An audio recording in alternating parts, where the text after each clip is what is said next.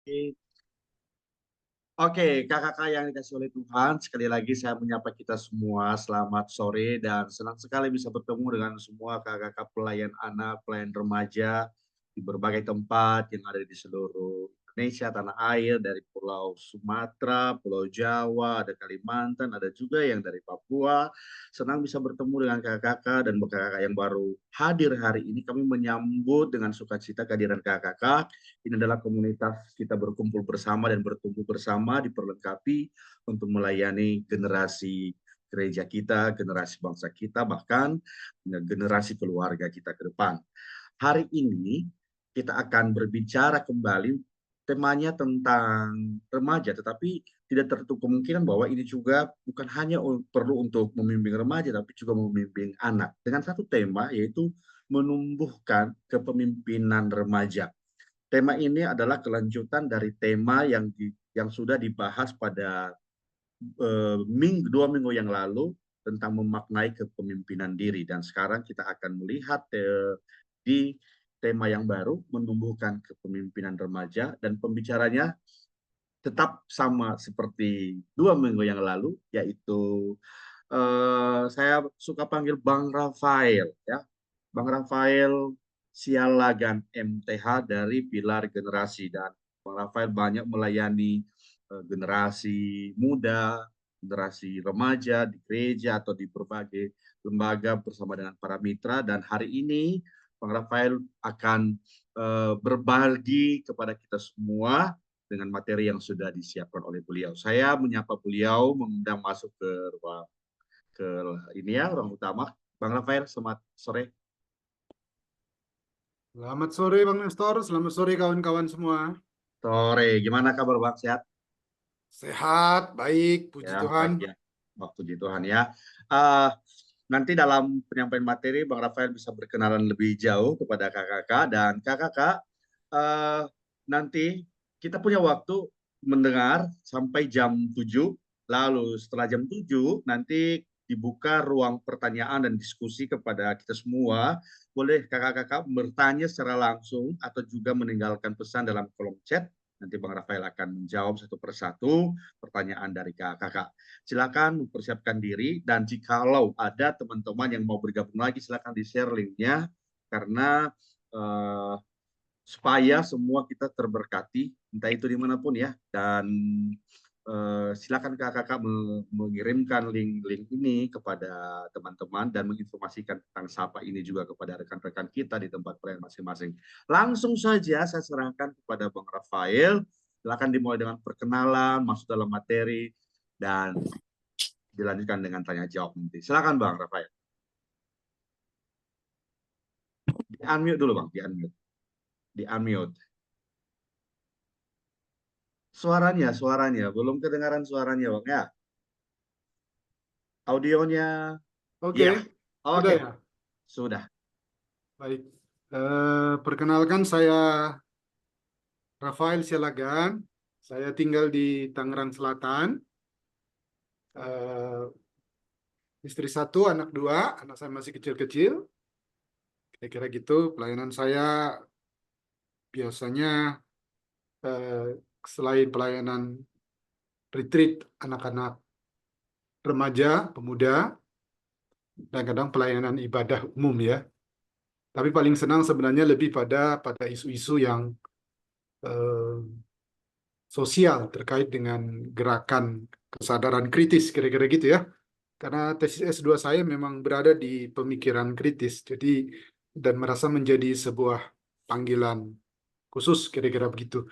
Jadi andai nanti diskusi kita teman-teman kurang melihat apa nilai-nilai praktisnya, malah saya sengaja kalau kali ini dengan harapan bahwa teman-teman yang punya pengalaman yang banyak itu kita sharingkan yang saya sebut dengan bawa sesuatu ke meja supaya dengan demikian kita bertajam, kita saling berkolaborasi dalam pemikiran-pemikiran itu, kemudian berefleksi bersama, mencari kira-kira nilai-nilai besar, refleksi, kristalisasi, pengendapan yang bisa kita dalamkan dalam pelayanan kita.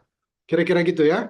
Jadi bagian-bagian tertentu sengaja saya skip, misalnya terkait dengan mentor dan seterusnya, tidak terlalu detail begitu, hanya tersebut saja karena diandaikan teman-teman itu adalah mentor, fasilitator, berjabatan sebagai pembina, entah itu dalam konteks pelayanan anak atau misalnya pelayanan eh, remaja, kira-kira begitu ya. Jadi ada kesengajaan-kesengajaan tertentu yang sengaja disimpan, dengan demikian teman-teman memberikan apa ya, timbal balik bersama dengan kita agar kita berdiskusi lebih spesifik. Kira-kira begitu ya.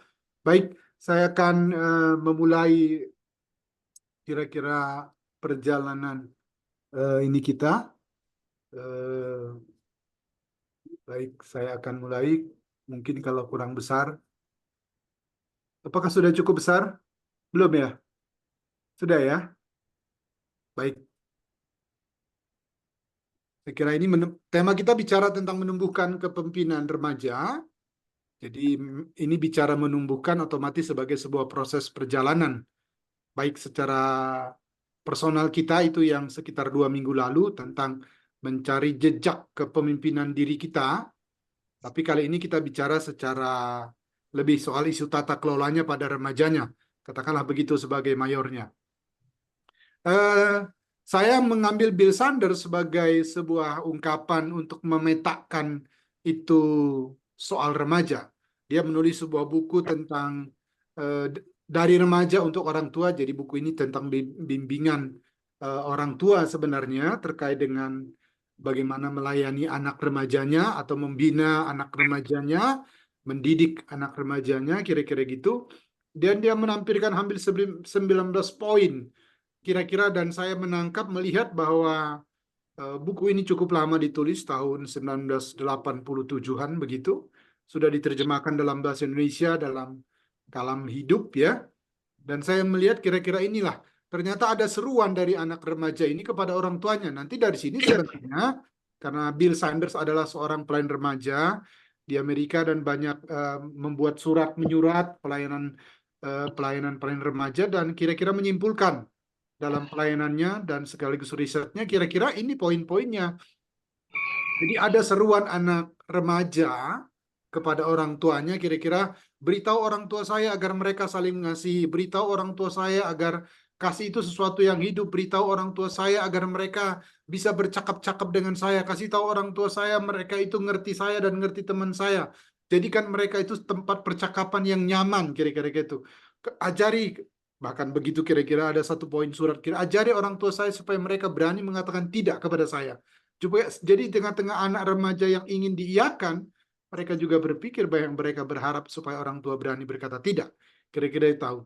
Kira-kira begitu ya. Jadi beritahu orang tua saya bahwa saya agar ajari saya untuk menemukan bakat-bakat khusus saya.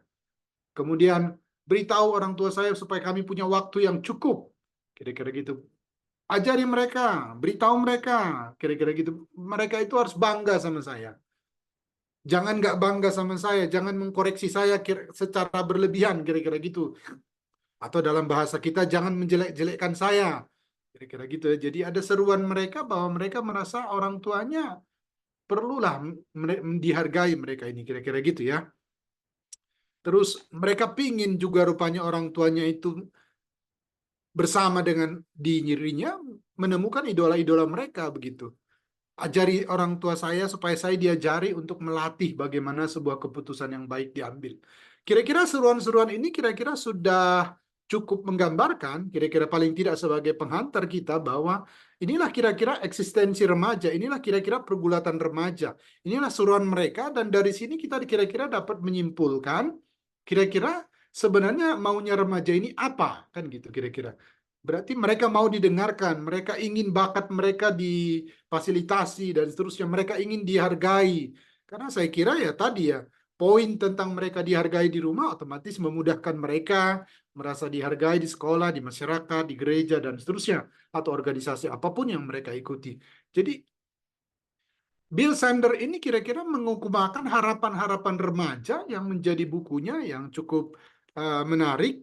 Jadi dari remaja ke orang tua itu menjadi kira-kira menjadi panduan kita untuk kira-kira kita menerusi kembali siapa itu remaja, kira-kira gitu ya. Tentu ada aspek lain nanti terkait teknologi akan saya ungkapkan apa yang disebut dengan homogenitalis. Nah, Saya kira ini poin besarnya dalam pelayanan pembinaan untuk menumbuhkan kepemimpinan remaja yang transformatif. Sebenarnya kita sedang menuntun mereka atau bersama dengan mereka self discovering, menemukan diri sebenarnya kan gitu. Remaja itu kan sedang mengelola identitas dirinya, sedang membentuk identitas dirinya, jati dirinya kan begitu, sedang menemukan siapa dia dan seterusnya. Jadi kita sebenarnya dalam kepemimpinan itu, pokok kita sebagai pelayan itu sebenarnya sebagai pembinanya self discovering kepadanya. Nah, supaya dengan demikian kita menuntun dia, mendorong dia untuk menemukan diri siapa dia dan seterusnya, bahwa dia berharga, bermartabat dan seterusnya. Yang kalau saya pakai teks biblis di dalam 2 Timotius pasal 4 itu kira-kira sebagai kepemimpinan yang transformatif itu ya yang di dalam pasal 3 itu ayat 10 misalnya, tetapi engkau telah mengikuti ajaranku, cara hidupku, pendirianku, imanku, kesabaranku, kasihku, dan ketekunanku. Engkau telah mengikut menderita penganiayaan dan sengsara yang setelah ku derita di Antioquia dan Iconium dan Listra. Semua penganiayaan itu ku derita dan Tuhan telah memasukkan aku daripadanya. Dan seterusnya, dan seterusnya. Kemudian nanti dia muncul, segala tulisan Allah memang bermanfaat untuk mengajar, menyatakan kesalahan, memperbaiki kelakuan, mendidik orang dalam kebenaran. Dengan demikian, tiap-tiap manusia kepunyaan Allah diperlengkapi untuk setiap perbuatan baik. Tapi kira-kira teks ini kira-kira self discovering itu tentu kalau kita balik kepada 2 minggu yang lalu sebenarnya pembinanya itu sudah self discovering dulu ya, kira-kira gitu, mantap, matang. Supaya dengan demikian dia mudah seperti yang dikatakan Paulus, hai Timotius, kau telah mengikuti ajaranku, hidupku, pendirianku, imanku, kesabaranku, kasihku, ketekunanku, dan seterusnya. Jadi penemuan eksistensi diri si anak remaja itu sebagai kita pembinanya, kita juga self discovering. Penemuan diri kita. Oleh sebab itu makanya sesi ini dibagi dua karena itu. Pentingnya dulu pembina itu mengalami self discovering, menemukan jejak-jejak kepemimpinannya. Karena kita sepakat bahwa kepemimpinan itu selalu berbicara tentang sebenarnya tentang pengikut. Bahwa kita telah menjadi pengikut Yesus, kemudian kita belajar menjadi pengikut yang baik, dan kemudian nanti dalam kepengikutan itulah kita bicara bahwa pelayanan kepemimpinan itu sebenarnya soal pengaruh. Jabatan hanya sebagai media di mana kita mengorganisir pelayanan itu. Kira-kira gitu ya. Baru kita kemudian akan membawa mereka kepada penemuan tentang orang lain, siapa temannya, siapa sahabat, siapa manusia itu, dan seterusnya yang 2 minggu lalu saya katakan perlunya seorang pembina remaja itu sendiri memahami tentang siapa itu manusia, kira-kira gitu. Baru kemudian nanti kita bawa dia ke dalam memahami dunia dengan segala pergulatan. Nanti secara teknis bagian-bagian ini akan diulas secara berlahan-lahan. Tapi kira-kira itu 3 poin besar kepada pemimpin transformatif. Nah, ini nanti saya akan masuk kepada sebuah pendasaran. Sering sekali nanti isu tentang pelayanan remaja itu kayaknya sebagai sesuatu hal yang ya buat saya kadang-kadang terlalu terlalu tanda petik dibesar-besarkan, bahwa kegelisahan identitas remaja itu sepertinya terlalu dilebih-lebihkan. Meski jelas bahwa manusia itu punya pergolakan tersendiri, kegelisahan tersendiri, bahkan sampai level manusia itu tua gitu. Setiap fase ada gelisah, ada pergulatan batinnya, kira-kira gitu. Nah, untuk meyakinkan itu atau mendasari semua keyakinan itu, meski nanti kita akan bicara sedikit Gen Z dengan homo digitalisnya, saya masuk pada human being, manusia. Manusia selalu mendefinisikan dirinya, paling tidak inilah manusia itu ya, makhluk sosial, makhluk religius, makhluk ekonomikus, ya paling tidak kita yang sudah dewasa mengerti sekali apa itu homo economicus. Kita ini makhluk ekonomi, segala sesuatu kita bisa sangat kaitkan dengan ekonomi, dalam arti keuangan dan seterusnya. Tapi kita juga makhluk yang rentan, yang sebenarnya dalam bahasa filsafat disebut homo faber, manusia yang sangat telanjang, dalam segala hal kita rentan, dan seterusnya, dan seterusnya. Kemudian ada homo sapien, sebuah pergulatan manusia untuk mendefinisikan dirinya bahwa manusia tidak sama dengan hewan dan seterusnya. Kemudian manusia itu terdefinisikan secara politik, makanya ada istilah belajar politik paling efektif adalah di gereja katanya. Itu adalah sebuah ungkapan yang kira-kira bahasa sindiran kepada bagaimana gereja kadang-kadang lebih banyak berpolitik daripada menciptakan produk-produk pemikiran politik, misalnya kira-kira gitu ya. Jadi kira-kira ini pendasarannya. Jadi dengan demikian saya meyakini bahwa nalar kritis, logis kritis di dalam manusia itu, termasuk nanti generasi Gen Z, sebenarnya tidak terlalu perlu kita lebih-lebihkan tentang katakanlah FOMO, tentang kekhawatiran, kegelisahan anak remaja itu. Kira-kira gitu. Nanti Bapak Ibu yang punya pengalaman anak remaja, saya kira akan membantu kita menajamkan isu ini. Tapi kira-kira ini pendasarannya yang menjadi dasar kita supaya clear bahwa kita tidak mengecilkan tentang kekhawatiran-kekhawatiran psikologi dunia keremajaan, tapi kita tidak boleh juga seperti fobia sekali terlalu melebih-lebihkan, kira-kira gitu. Karena mereka juga makhluk religius, mereka juga makhluk sosial dan seterusnya. Ini pendasaran pelayanan kita nanti, kira-kira gitu. Mereka juga homo eumenikus sebenarnya. Paling tidak kita mengajari misalnya pada isu tata kelola uang kepada anak remaja misalnya begitu. Jadi apa ya, human being, manusia itu ya saya kira cukup menolong kita untuk memahami, untuk menghindari kita pada tingkat kekhawatiran yang tidak perlu, kira-kira gitu ya. Nah, saya masuk homo digitalis karena kita masuk remaja pasti mereka sebenarnya berada pada level yang ini ya, tentang manusia digital, manusia jari ya. Kalau dulu ada istilah manusia itu adalah diandaikan bahwa dia berpikir dia ada, tapi dalam perjalanan kebangkitan dunia digital dengan revolusi keempat ini demikian marak, maka manusia berada pada era digital. Entitas-entitas dirinya, keberadaan dirinya itu berada pada dunia maya, ya kan? Instagram, YouTube, manusia itu masuk ke dalam digital, ke dalam handphonenya misalnya kira-kira gitu. Manusia masuk ke dalamnya kira-kira gitu. Dan ada perubahan manusia yang tadinya hadir sebagai real, kemudian dia menjadi telepresent, media seperti kita Zoom begini kan, menjadi sebuah pengantara. Kita menembus ruang dan waktu, kira-kira gitu ya. Ini kan homo digital. Inilah anak yang remaja yang kita layani, kira-kira gitu. Nah, kemudian homo digital itu ya tentu saja menjadi sebuah keterkejutan fenomena sosial. Tapi menariknya, kalau misalnya kita jadikan contoh misalnya pilkada pilpres begitu, yang heboh brutal itu kan generasi yang bukannya Gen Z, tapi generasi di atasnya. Nah, emak-emak atau bapak-bapak misalnya itu mereka lebih termakan hoax daripada kasus pilkada itu pilpres misalnya.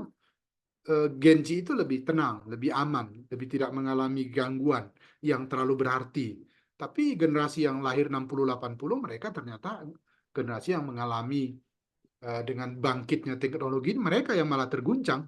Jadi kegelisahan yang katanya anak remaja sedang gelisah, FOMO, ternyata yang paling gelisah itu adalah eh, orang-orang dewasa, misalnya dengan fenomena-fenomena hoax itu kan.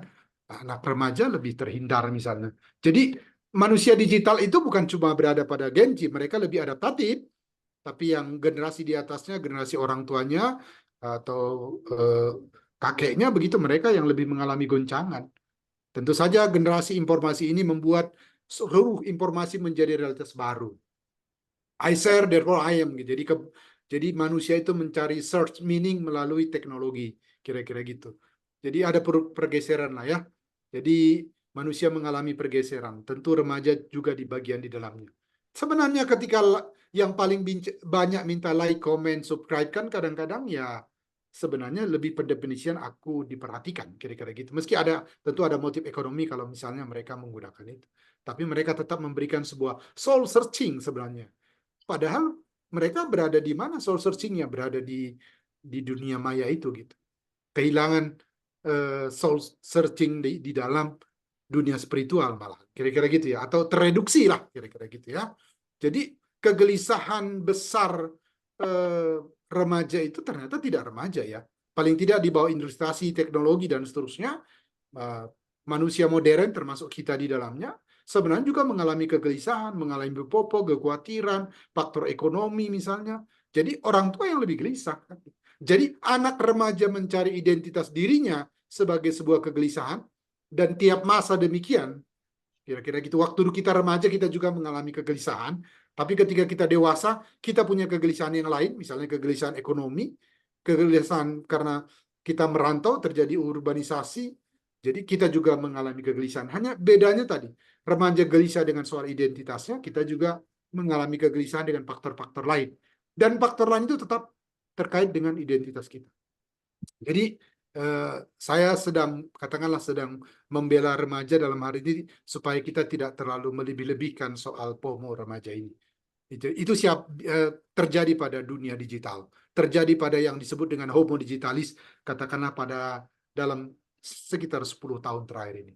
Kitalah yang berada being in the wood di dalam website itu, kira-kira gitu ya, kayak sekarang misalnya ya. Jadi kita juga mengalami tingkat-tingkat kegelisahan tertentu. Makanya karena setelah habis masa COVID, kita berusaha berjumpa dengan teman-teman kita. Karena kita pun berada dalam kegelisahan di dunia maya itu. Kira-kira gitu ya. Nah, itu masuk di sana dengan demikian, dengan pendasaran human being tadi, manusia itu punya makhluk religius, makhluk sosial, dan seterusnya, saya masuk kepada pelayanan remaja itu sendiri kira-kira. Di dalam pelayanan remaja, pembinaan kepemimpinan, biasanya orang tua itu agak dikeluarkan ya. Ada teman komunitas dalam arti pelayanan gereja, terus remaja begitu, terus pembina. Padahal di dalam pelayanan tadi kalau kita lihat seruan anak remaja terkait dengan orang tuanya, sebenarnya orang tua tidak boleh kita pisahkan. Jadi pembina kepemimpinan remaja selalu melibatkan siapa itu remaja, seperti apa yang dilayani, selalu terkoneksi, melakukan dialog percakapan dengan kepala orang tua. Atau misalnya kalau dalam retreat kan begitu ya. Kalau misalnya saya diajak retreat, pembinaan retreat begitu, maka saya selalu minta terjadi percakapan dengan guru, minta data, minta berjumpa, minta ngobrol. Kalau boleh punya ruang dan waktu, kita mendiskusikan bersama kegiatan-kegiatannya. Kenapa? Kita perlu data dari guru-guru itu. Kira-kira jadi dilibatkan. Nah, kalau misalnya dia di situ orang tua, misalnya di sekolah dia dilibatkan oleh guru. Supaya apa, remaja dan komunitasnya dapat kita pahami lebih baik, kira-kira gitu ya.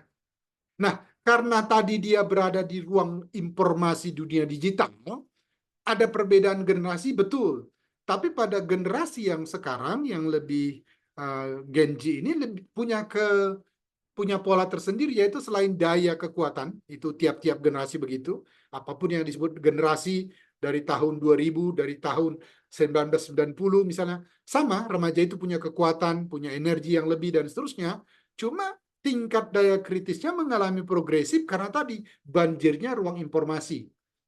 Itulah sebabnya pada banyak isu, anak-anak remaja lebih cepat tanggap, lebih tahu gitu, dan mereka bisa lebih kritis. Nah, saya akan membawa bahwa pembinaan kepemimpinan remaja itu dalam dialog kritis. Jadi kita mentoring fasilitatornya itu membawa sebuah pelayanan yang kita menuntun mereka dalam dialog kritis. Itu makanya kalau kita lihat misalnya pelayanan gerejawi ya, misalnya kalau sudah ada 20 orang misalnya di suatu gereja gitu kan nggak banyak. Kenapa pelayanan ibadahnya itu dibikin satu arah gitu? Kenapa tidak dibikin melingkar misalnya? Kan melingkar itu akan menciptakan ruang dialogis kritis daripada misalnya dia searah. Kenapa? Tidak banyak. Sebenarnya kita akan memperbanyak ruang percakapan-percakapan. Kemudian karena dia juga masuk dalam dunia digital dan manusia berada dalam digital, maka karena dia makhluk sosial, manusia itu perlu menumbuh dengan alam. Jadi kegiatan-kegiatan outdoor remaja itu perlu sebagai penyeimbang eyebrows tadi ya kan? Yang berada di dunia kita perlu tarik ke dalam dunia yang lebih real. Untuk apa? Dia supaya mengalami keseimbangan. Karena dunia digital itu manusia menjadi sulit hening, sulit tenang, maka dalam kegiatan-kegiatan remaja diperlukan tadi melatih keheningan, menyatu dengan alam kembali, kira-kira gitu. Biasanya pelayan anak biasanya sering merata, aduh gereja ini kurang memperhatikan nih pelayanan anak begini-gini. Sebenarnya hampir segmen-segmen tertentu sama, remaja juga begitu. Remaja juga kurang mendapat perhatian dalam begini. Dia perlu difasilitasi, misalnya dia bawa kegiatan-kegiatan outdoornya banyak. Jadi pelatihan-pelatihan leadership outdoornya itu kan tetap diperlukan ya. Misalnya pelatihan fisik, kan remaja itu diperlukan pelatihan-pelatihan fisik kepemimpinan mereka misalnya. Selain diskusi publik yang disebut dengan meja, tapi mereka juga perlu pelayanan yang perlu juga pembanian yang outdoor gitu. Jadi ini juga pergulatan tersendiri ya. Nah, lalu fungsi komunitas. Nah, ini perlu diajarkan di dalam sebuah pelayanan. Jadi ini tetap menjadi sebuah tema yang dikatakan entah awal tahun, akhir tahun perlu diingatkan bahwa kita punya komunitas, bahwa supaya kepemimpinan kita mengalami sebuah daya transformatif, sebenarnya kita harus katakan selalu ada kontribusimu, peran pentingmu di dalam komunitas kita sebagai sebuah pribadi yang mencari identitas dirinya, dia perlu dikasih kebermaknaan diri. Melalui apa? Melalui sebuah pengajaran, edukasi, bahwa remaja itu adalah tempat dia proses belajar bersama. Tentang cinta, tentang lawan jenis, tentang daya juang, menerima kegagalan misalnya. Ada proses belajar bersama komunitasnya. Proses memahami luka, duka, sebagai perjalanan pemulihan, dan seterusnya. Kemudian kita juga sebagai pembina remaja, tentu untuk mengembangkan daya kepemimpinan mereka, perlu loh memastikan gereja sebagai pengembangan intelektual. Kan itu diperlukan. Maka saya bilang tadi, jejak 2 minggu lalu itu penting. Hasrat seorang pemimpin yang terus memperhatikan bacaannya, refleksinya, seminar yang diikuti, dan seterusnya, itu akan membawa pengaruh kepada proses pengembangan intelektual, daya kritis remaja yang dia pimpin. Dengan demikian, kalau kita sepakat bahwa kepemimpinan itu adalah pengaruh, jadi otomatis daya intelektual gereja itu pun akan mengalami perkembangan. Spiritualitas bersama sebagai komunitas, daya topang, daya korektif itu harus diajarkan secara bersama-sama. Tentu dalam banyak hal kita sudah ajarkan ini ya, tapi saya hanya ingin mengatakan bahwa pada poin pentingnya memastikan proses pengembangan intelektual di gereja atau di remaja itu sebagai sebuah tempat pelayanan atau di sekolah, itu harus kita pastikan. Karena harus dari gereja lahir kultur pembudayaan, lahirnya kepemimpinan. Kitalah yang memastikan proses itu sedang berjalan. Dan itu hanya berjalan jika yang 2 minggu lalu kita pegang sebagai, paling tidak sebagai titik pijak. Salah satu titik pijak untuk mengembangkan kepemimpinan mereka. Jadi kita memastikan proses pelayanan itu sedang menjadikan adanya pengembangan daya intelektual. Nah, dalam membina kepemimpinan transformatif inilah, barulah ini mulai kita masuk pada hal-hal yang sangat spesifik sebagai tema, sebagai pemikiran mereka. Kita mengajak kemudian untuk nanti menuntun mereka menjadikan isu-isu global sebagai percakapan meja, yang saya katakan, mari bawa meja kita, seminar kita, diskusi kita, ibadah gerejawi kita, dengan membuat isu-isu global sebagai percakapan. Membaca dunia Indonesia misalnya, dalam kondisi sosial politiknya, daerah tertinggal, akses kesehatan, disinilah kita menciptakan ruang kegelisahan. Supaya apa? Ada perubahan batinnya di dalam diri anak remaja itu, paradigma teologis yang memunculkan hasratnya bahwa ini akan saya lakukan kelak. Jadi kita sedang menuntun dia dalam perjalanan fasilitator mentoring tadi untuk menemukan perubahan paradigma teologis di batinnya. Karena kita menanamkan kegelisahan. Karena apa? Kita mempercakapkan di perjumpaan kita tentang sebuah kondisi yang perlu diperhatikan. Misalnya akses kesehatan dan seterusnya, daerah tertinggal. Jadi kita membawa mereka sesekali keluar dari pergulatan gerejaku, gerejamu. Tapi sesekali kita membaca untuk membaca wajah Indonesia. Misalnya begitu. Kita membawa isu-isu yang membuat mereka tertantang. Apa itu martabat manusia? Apa itu HAM? Kita ajari, kita diskusikan humanisme itu. Meja-meja percakapan kita bawa pada isu ateis. Anak remaja itu jangan sempat istilahnya belajar banyak ateis hanya dari internet. Tidak dijadikan isu di gereja. LGBT misalnya. Jadi mereka melihat, memahami secara teologis apa yang diyakini umum, apa yang mereka yakini. Kemiskinan dan kekayaan dipercakapkan. Remaja kan perlu memahami ini sebagai sebuah pemahaman sekaligus pengalaman. Kita bawa isu gender, buruh, migran, dan seterusnya. Jadi pembina, pemimpin yang terus belajar, yang terus berkembang, yang dalam Calvin disebut didiklah pendidik. Saya akan menggunakan term itu, didiklah pembina, didiklah pemimpin. Dengan demikian, pemimpin remaja-remaja ini, calon-calon pemimpinnya juga kita didik untuk begitu. Supaya apa? Terjadi pergeseran, perluasan kapabilitas dirinya. Dia tertantang untuk memaknai dirinya dan panggilannya. Dia tertantang, dia terdorong mengembangkan kapabilitas dirinya. Karena tadi, kalau pakai bahasa Paulus tadi, aku hadir, engkau telah melihat perjuanganku, nilai-nilai yang kuperjuangkan. Jadi, dalam percakapan meja ini kita telah menularkan sebuah pemahaman, sebuah nilai yang membuat mereka mengalami perubahan paradigma teologis dan menanamkan mereka sebuah panggilan apa yang akan mereka lakukan kini dan kelak. Jadi kita telah menciptakan ruang kepemimpinan itu, kira-kira begitu ya. Yang bahasa remaja tadi, remaja yang sedang berusaha memaknai eksistensi dirinya, keberadaan dirinya, sebenarnya dengan kita berikan tema-tema yang luas ini, isu-isu global ini, kepekaan-kepekaan ini, dia sudah mengalami, memaknai, oh ternyata saya ini bukan seorang yang tidak berarti ya, saya bermartabat loh ya. Oh, ada banyak orang yang lebih menderita dari saya. Oh, ternyata itu hebatnya uang begini ya, dan seterusnya. Oh, ternyata kesetaraan itu begini. Itu memperluas makna eksistensi dirinya. Kan remaja kita sepakat bahwa mereka sedang mencari eksistensi dirinya. Nah, penemuan-penemuan ini kan tentu kita bantu melalui tema-tema gerejawi, percakapan-percakapan kita, perjumpaan-perjumpaan kita yang menggelisahkan batinnya sampai terjadinya pergeseran paradigma teologis di dalam dirinya. Kira-kira gitu. Atau memperkaya paradigma teologis dia. Nah, ini bagian penting lain di dalam membina kepemimpinan remaja itu sendiri adalah ini investasi kepemimpinan yang terus-menerus. Tadi saya baru sore ini sebelum bawa sesi ini saya sedang memperhatikan Jonan, Menteri, waktu dia menceritakan bagaimana perubahan di kereta api diceritakan. Dan menariknya kepemimpinan critical thinking. Saya menarik. Oh, pemimpin yang hadir, dia bicara. Saya bilang, kenapa pembina kepemimpinan itu sangat sederhana ya? Ternyata dari percakapan dia, ya sederhana. Yang penting saya hadir. Kira-kira begitu ya.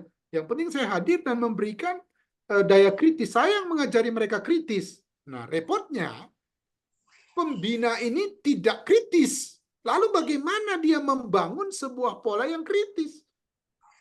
Sementara anak-anak ini jelas anak remaja ini anak-anak yang kritis karena ruang informasi sedemikian luar biasa masuk. Jadi ini apa ya? Ini sebuah ketegangan yang saya kira pertama-tama kitalah mendidik diri kita sebagai pembina untuk bertransformasi agar kita lebih mudah, lebih adaptatif membawa mereka ke dalam sebuah perubahan kepemimpinan yang transformatif. Saya kira ini termasuk. Jadi kita mengajarkan prinsip-prinsip kepemimpinan yang tadi kalau kita pakai bahasa Paulus sebagai landasan teologis kita, ya kita membawa mereka ke dalam teori-teori kepemimpinan itu seperti apa.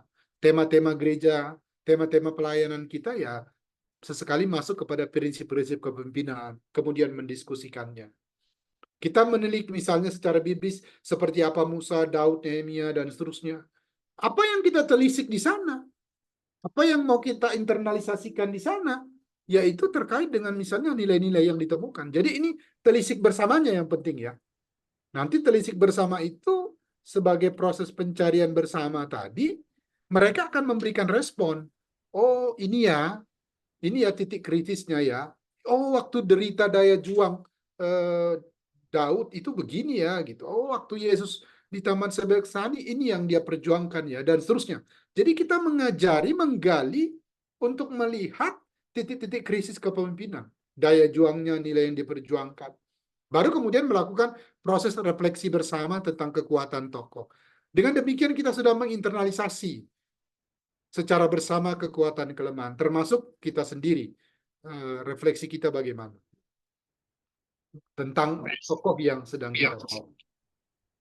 Jadi refleksi bersama ini akan kita tarik ke dalam personal. Kemudian kita bawa kepada pengalaman mereka memimpin retreat, sekolah, dan seterusnya, panitia Natal, kira-kira gitu. Kalau kita pakai bahasa yang lebih dari Yudi Latif, pendidikan berkebudayaan misalnya, saya melihat dalam pikiran dia itu, di dalam pendidikan berkebudayaan, dia melihat bangsa Indonesia dalam pergulatannya begitu, dia mengatakan sebenarnya perlu kita sebagai pendidik begitu, kira-kira begitu, yang berkebudayaan, yang menumbuhkan karakter-karakter keberanian, kebaikan, keadilan, rasa terima kasih, mawas diri, rasa hormat, kebijaksanaan, tanggung jawab, pengendalian diri. Jadi dia melihat di Indonesia ini masih diperlukan gitu. Dimensi karakter-karakter demikian, paling tidak keberanian ya. Itu tetap diperlukan sebagai anak remaja yang sedang belajar tumbuh. Ya, dalam tradisi Yunani, anak-anak remaja itu sekarang mereka baru dilatih gimnastik, latihan otot begitu ya. secara fisik di atas, karena memang konteksnya kan perang ya. Jadi keberanian dan fisik itu diperlukan kira-kira gitu. Dan remaja itu sudah mulai penekanannya menjadi lebih kuat, sekaligus mereka sedang diajari kritis. Jadi pada masa itulah diajari daya kritis mereka ya.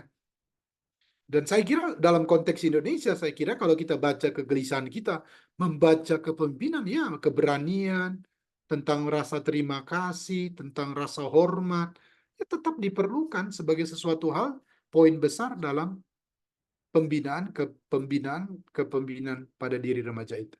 Jadi pemimpin-pemimpin calon yang remaja yang kita sedang latih dan ajarkan itu, kita bawa mereka ke dalam refleksi-refleksi yang begini, menggali watak-watak, karakter-karakter, sikap-sikap kepemimpinan yang kita temukan dari proses penggalian biblis. Kemudian buku juga perlu ya, menonton bersama begitu, kita lihatlah kira-kira tokoh-tokoh itu bagaimana mereka, tokoh-tokoh dunia, kita bawa mereka entah menonton atau baca buku, satu buku yang kita sepakati.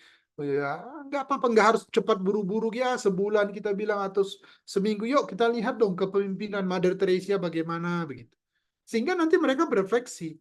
Itu yang membuat apa ya, imajinasi mereka tentang karakter mereka itu sedang kita kembangkan. Watak leadership mereka sedang kita tumbuh kembangkan. Lalu nanti ketika kita bawa ke dalam keterlibatan sebagai prakteknya, mereka sudah menginternalisasi watak-watak kepemimpinan ini. Ini yang saya sebut kelibatan. Jadi yang di atasnya tadi, bagian ini tetap menjadi satu dasar ya. Orang mengatakan sering sekali, enggak perlulah teori-teori kepemimpinan. Saya selalu merasa apapun ceritanya, teori-teori itu tetap diperlukan. Meski nanti yang tadi tidak boleh dilupakan keterlibatan. Itu dua hal yang sejalan kira-kira. Jadi perlu kita anak-anak menggali, perlu remaja-remaja itu menggali watak-watak kepemimpinan Daud, Nehemia, Yonatan, Paulus, Timotius begitu. Yang katakan yang populer dia buku atau menonton tokoh-tokoh, ya Nelson Mandela mungkin kita pilih, Mother Teresa, misalnya Soekarno, buku misalnya Penyambung Lidah Rakyat Soekarno, ya kita bawa begitu, kita sharingkan gitu. Itu akan menumbuhkan watak kebangsaan, watak kepemimpinan di dalam diri mereka. Karena remaja itu suka tertantang, bukan? Yang seperti yang kita bagian di atas tadi, mereka tertantang. Tapi ini memerlukan sebuah daya investasi kepemimpinan kita terlibat. Barulah nanti kita masuk membuat mereka di dalam, misalnya membawa mereka waktu memimpin retreat, bikin kegiatan apa, kita bawa mereka terlibat di sini. Kita ajak mereka terlibat, mendorong mereka aktif dan mengatakan kontribusi apa yang kamu berikan. Baru mengajari, memfasilitasi mereka waktu mereka rapat, kita kasihkan tuh apa itu rapat. Kan ini kadang-kadang enggak, kadang-kadang orang rapat, pas di rapat langsung dikoreksi. Teori tentang rapat itu seperti apa, kadang-kadang diabaikan, misalnya. Dan anehnya karena tidak dianggap rohani, tidak dijadikan bagian dari pembinaan kepemimpinan. Padahal rapat itu juga transformatif gereja. Berkali-kali gereja misalnya rapat sampai malam, bahkan panjang, ternyata bukan topiknya banyak, tapi karena tidak bisa membedakan mana argumentasi yang tepat dengan cerita, dengan kesaksian. Nah ini otomatis rapat panjang. Wah, jam berapa pulang rapat? Jam 12. Dari jam berapa? Jam 8. Padahal poinnya hanya 1-2 jam.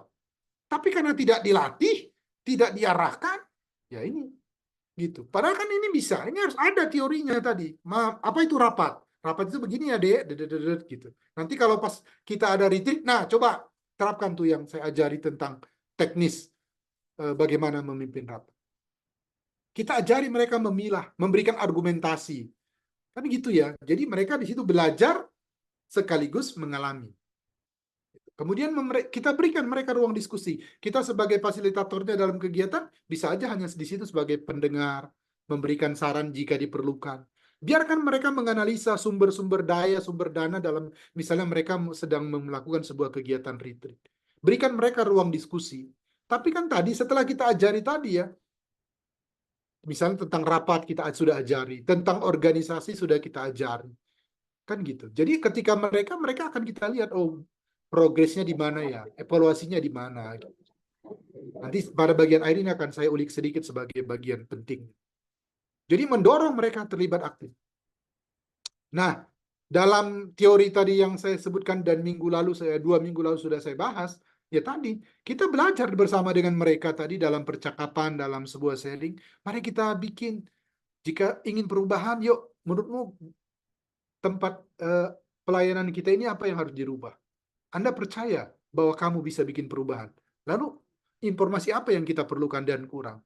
Bagaimana nanti kita mengkomunikasikan ini?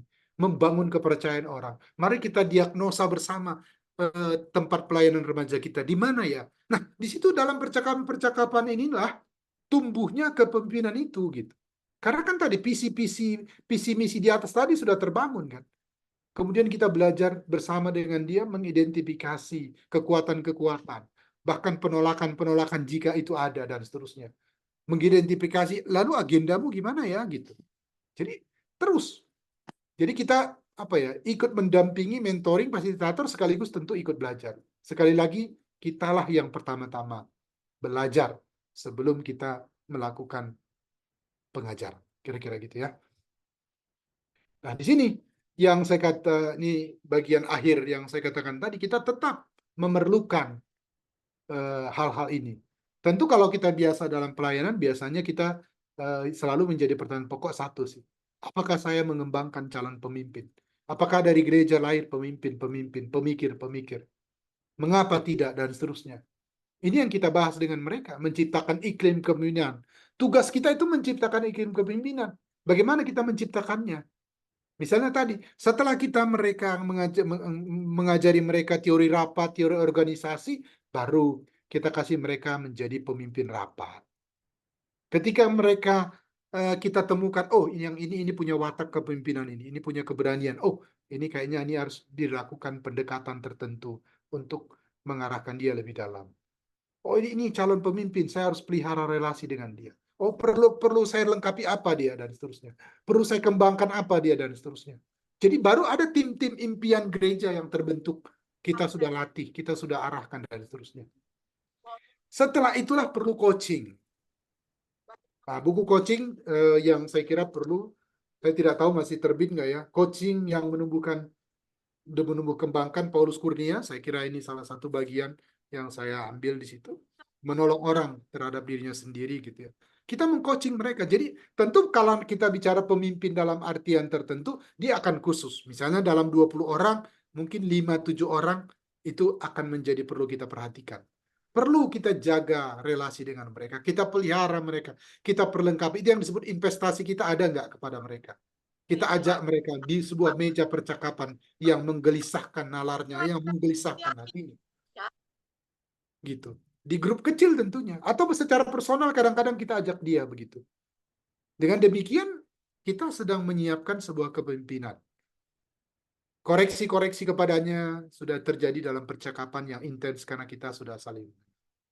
Sama seperti Yesus yang gelisah di Taman Getsemani dalam perjuangan menghadapi salib itu sendiri. Saya kira dalam membina, dalam pelayanan ini kita tetap memerlukan sebuah ranah yang gelisah. Dan membawa kegelisahan itu, menseringkan kegelisahan itu. Supaya kegelisahan itu menjadi menular sebagai daya tumbuh kepada watak-watak kepemimpinan. Kira-kira itu dulu dari saya, nanti teman-teman bisa memperlengkapi, memperkaya kita semua. Kira-kira begitu Bang Nestor, saya kembalikan kepada ahlinya. Baik, terima kasih banyak Bang Rafael untuk materi yang memberikan wawasan baru dan pemahaman baru buat kita sebagai pembina pemimpin remaja dalam menumbuhkan kepemimpinan dalam diri remaja. Kakak diberikan kesempatan untuk bertanya kepada Bang Rafael terkait materi yang sudah disampaikan atau mungkin berbagai pengalaman. Silakan kakak meninggalkan pertanyaan dalam kolom chat. Dan kalau ada yang mau berdiskusi secara langsung atau bertanya secara langsung, silakan raise hand. Kami akan mengarahkan satu persatu untuk langsung bertanya kepada Bang Rafael. Saya persilakan kepada kakak-kakak jikalau ada yang mau bertanya ya. Silakan kakak-kakak sekalian. Apakah ada? Oke. Silakan raise hand atau meninggalkan pesan di dalam kolom chat ya. sambil menunggu yang bertanya Bang Rafael, ada Kak Ruth, Kak Siska. Oke, kita langsung saja dulu ya. Kita langsung ke Kak Siska. Silakan Kak Siska, bisa dibuka mic-nya. Terima kasih. Silakan Kak Siska. Selamat malam, Kak Rafael. Terima kasih. Selamat malam Kak Siska, terima kasih juga. Kak Rafael, terima kasih loh. Yang kalimat terakhir itu menarik. Kegelisahan membuat daya apa ya, Kak Rafael? Perlu menumbuhkan kegelisahan itu Iya. sebagai bagian dari leadership kita, kira-kira gitu. Karena itu Nah, seperti sebuah perjalanan Yesus dalam menghadapi salib. baik. Itu memang menarik sekali. Saya sendiri merasa beberapa banyak lah bagian dari materi Kak Rafael yang baru saja. Saya juga baru mengikuti. Tetapi ini memang penting. Yang pertanyaan saya adalah begini, Kak Rafael.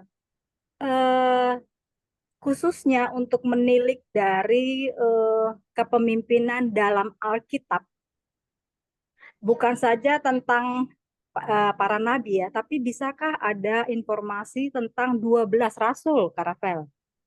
Artinya beberapa dalam Alkitab Perjanjian Lama banyak kisah-kisah tentang para nabi. Namun bolehkah kami mendapatkan informasi tentang kepemimpinan dari 12 rasul ini?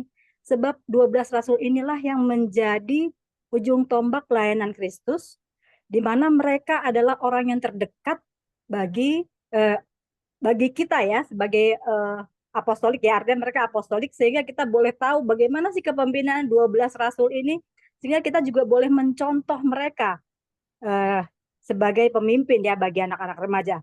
Sebab buat saya kurang sekali untuk bisa kita melihat bahwa 12 rasul ini punya daya juang yang sama seperti nabi-nabi perjanjian lama loh, gitu. Boleh itu saja, Kak Rafael. Terima kasih. Ya, silakan Kak Rafael jawab pertanyaan dari Kak Terima Siska. kasih. Pertama-tama memang informasi kepada kerasulan itu sendiri memang nggak banyak. Itu pertanyaan pertama jadi tidak banyak informasi tentang mereka. Bahwa kepemimpinan Petrus misalnya ada sebagai salah satu rasul dan Markus sedikit disinggung, jadi tidak terlalu banyak. Di dalam tradisi bapak-bapak gereja ada beberapa respon saja, tapi juga tidak menjelaskan terlalu banyak. Jadi memang katakanlah begitu, inilah salah satu bagian-bagian yang tidak terlalu lengkap, bahwa ada kisah-kisah tersendiri dari perjalanan mereka ada, misalnya kayak Thomas yang di India misalnya begitu, tapi bagaimana dia secara detail memang itu kurang. Lalu jika pertanyaannya, apakah ini mereduksi kepemimpinan mereka? Tidak. Tidaknya kenapa? Pengaruh mereka ini, gitu loh. Jadi eh, murid-murid para murid itu sebenarnya sudah apa ya, mereka menyebarluaskan di bawah pengaruh itu. Disinilah saya kira memang refleksi spiritual yang dikatakan Yesus banyak yang belum ditulis. Itu yang pertama. Tapi yang kedua memang di dalam dimensi pelayanan menarik juga ya. Pertanyaan kakak itu pada ranah gelisah gitu. Kemana mereka ya? Kok nggak ada ya? Balik lagi, memang ada hal-hal yang digarap orang nggak tahu. Dan di situ saya kira memang kalau kita bicara sebuah eksistensi pelayanan, kita bisa terganggu, tapi juga kita bisa memang begitu ya. Kalau 12 murid itu tidak kuat dan pengaruhnya tidak kuat, atau yang 120 tidak kuat, bisa dibayangkan dong hasilnya. Sebenarnya kan gitu. Misalnya kita lebih gampang menelusuri murid Bapak Gereja generasi pertama tahun 100 misalnya, daripada rasul-rasul ini. Kan gitu. Karena yang tahun 100 misalnya lebih kuat ya. Kemudian sampai para, kalau pakai bahasa kita cucunya murid lah ya. Apa kalau pakai bahasa yang guru. Nah, yang gurunya nggak kelihatan. Kan guru agung sudah, yang guru nggak kelihatan. Tapi para guru-guru kemudian itu apa ya, memberikan pengaruh. Misalnya Agustinus itu kan sudah tahun 400 misalnya. Tapi itu kan menunjukkan gini loh, mereka tidak apa ya, mereka tidak terkenal dan tidak diketahui. Kalau pakai bahasanya, biarlah dia semakin besar, aku semakin kecil. Tapi yang tidak boleh kita ragukan paling tidak 120 itu itu kalau tidak bekerja sedemikian luar biasa dengan derita luar biasa, atau kalau kita hanya bilang ini hanya kerja sendiri Paulus, saya kira itu tidak mungkin ya, kira-kira gitu ya. Tentu di balik semuanya ada karya besar Allah, itu jelas. Tapi yang 12 tadi, katakanlah potong satu yang namanya siapa, Yudas, itu pasti orang-orang hebat. Kira-kira gitu Kak ya. Meski kita kurang puas, ya inilah dimensi spiritualitas yang kadang-kadang kita berada. Kok tega ya kok Tuhan ya? Ada 11 lagi nggak terkenal, kira-kira gitu ya. Kira-kira gitu ya. Saya juga sering bertanya begitu. Mungkin refleksinya gini, andai saya tidak terkenal, siap nggak saya Tuhan? Mungkin begitu juga ya. Kira-kira gitu Bang Nestor dan Kak Siska. Oke, sayangnya rasul-rasul itu nggak ada di masa media sosial booming seperti sekarang ini. Kalau ada pasti terkenal, Bang.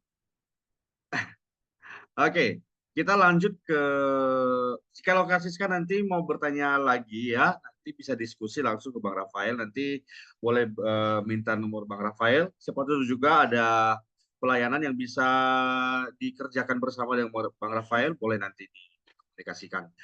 Lanjut ke Kak Ruth. Kak Ruth Parwata. Silakan Kak Ruth bisa membuka kameranya, Kak. Iya, selamat malam Kak Rafael. Selamat malam Kak Ruth. Iya, mohon maaf saya tidak bisa buka kamera karena kurang bagus signal di sini. Yang Saya penting dari suara Kakak Poso. jelas. Ya, saya dari Poso, Sulawesi Tengah. Wow. Iya, saya tertarik tadi dengan Kak Rafael tadi sempat bilang bahwa sebenarnya yang gelisah menghadapi zaman digital ini bukan remaja tetapi justru orang tua, orang dewasa gitu ya.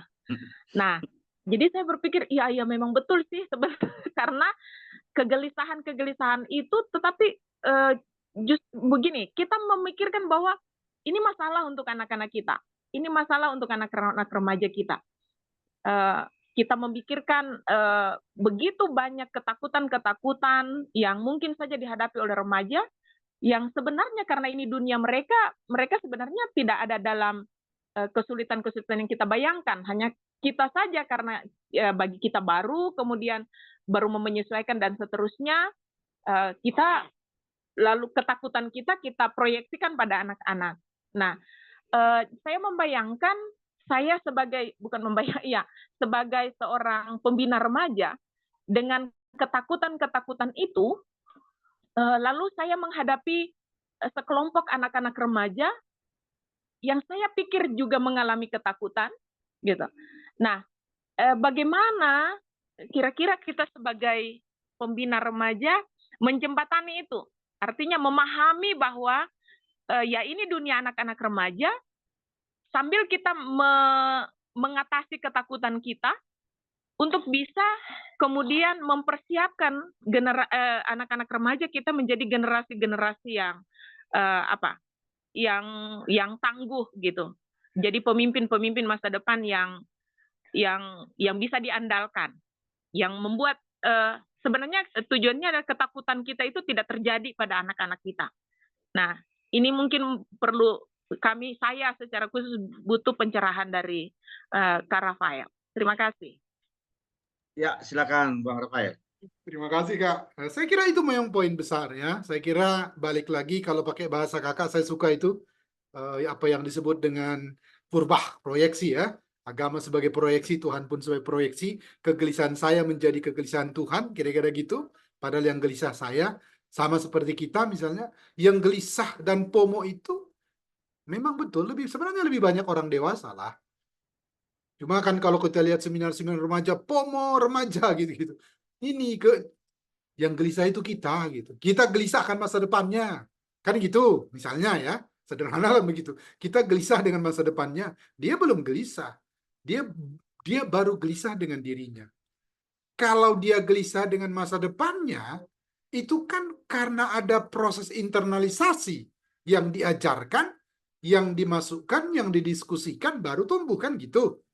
Nah, perlukah kita menanamkan kegelisahan-kegelisahan? Ya, pada bagian terakhir kita terus lagi. Mari kita tanamkan kegelisahan-kegelisahan kepemimpinan. Makanya tema-tema gerejawi, begitulah, tema remaja itu harusnya selalu berdimensi progresif.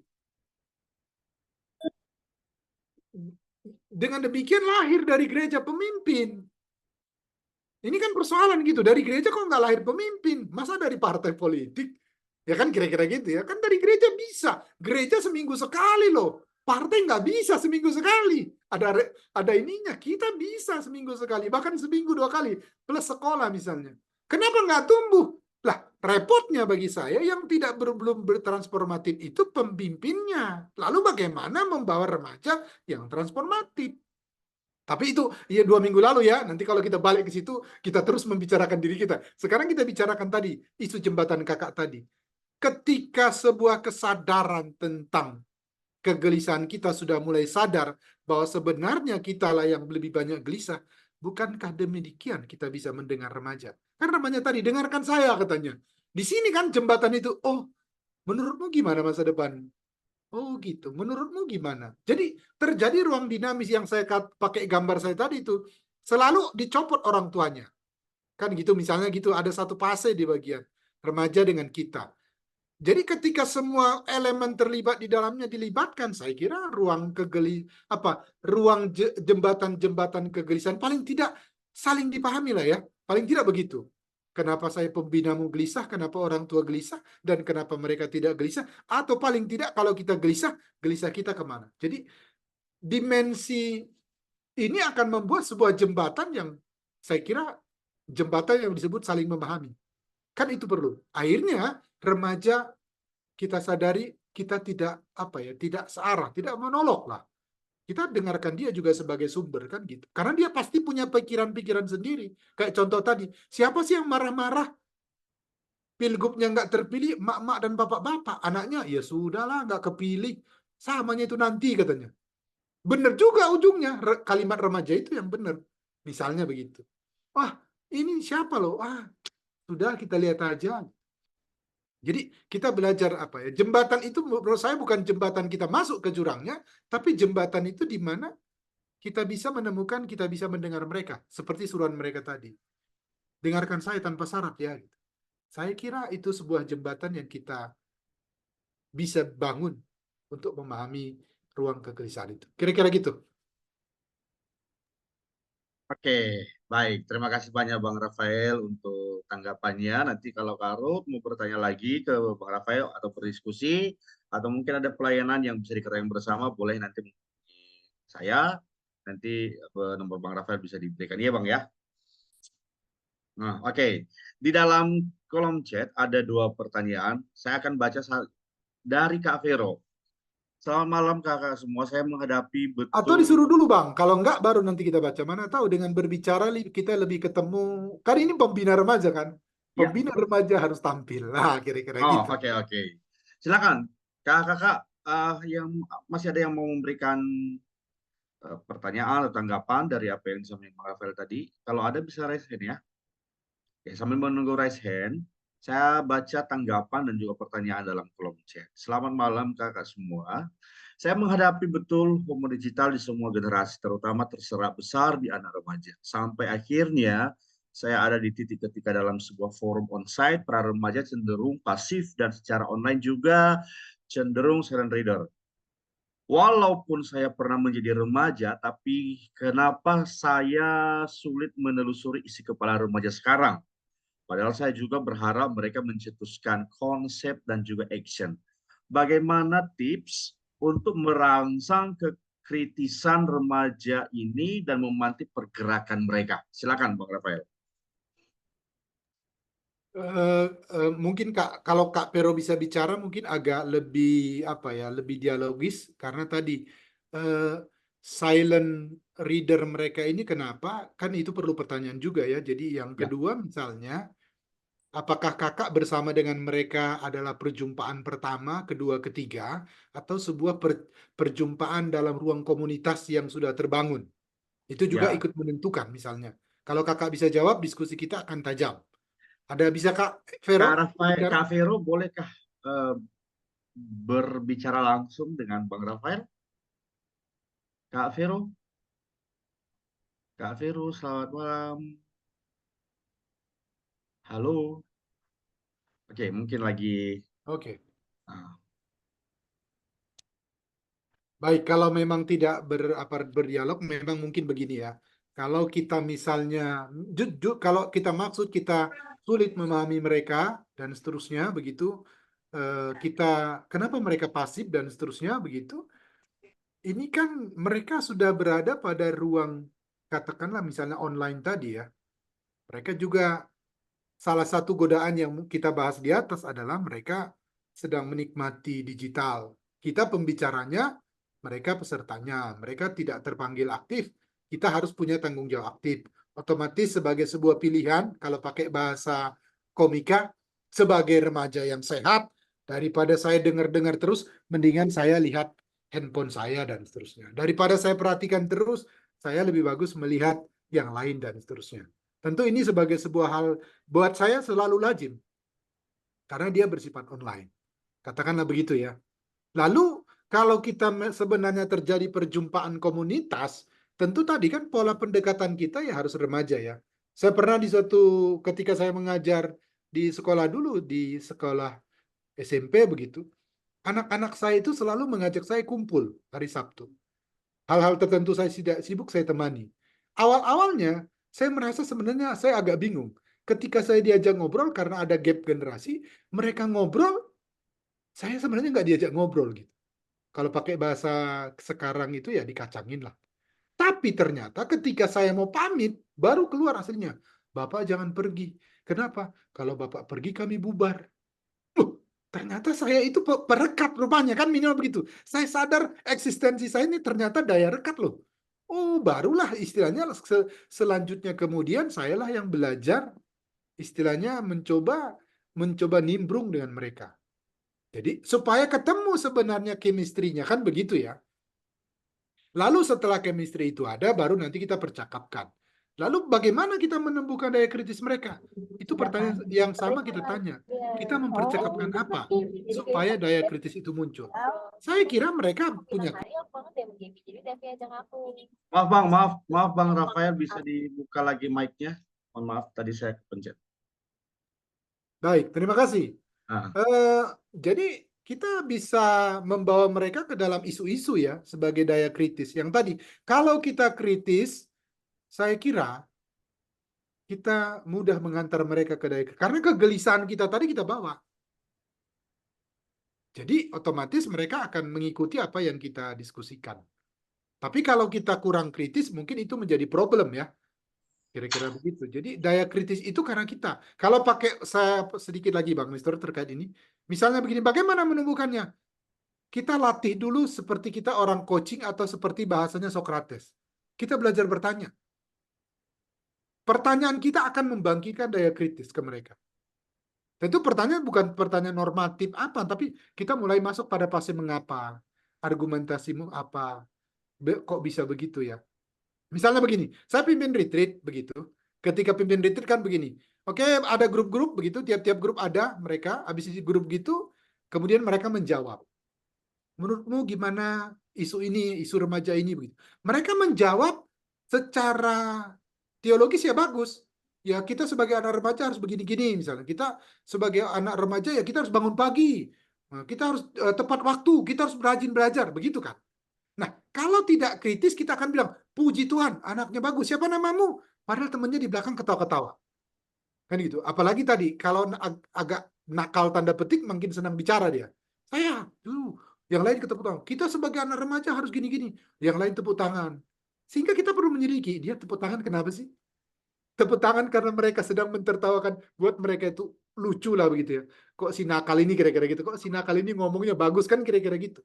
Tapi saya tidak akan mengizinkan begitu. Saya pimpin retreat akan menggeser isu tadi. Oh, kalau kita bangun jam berapa tadi bro? Jam 5:30 Pak. Oh, 5:30 ya.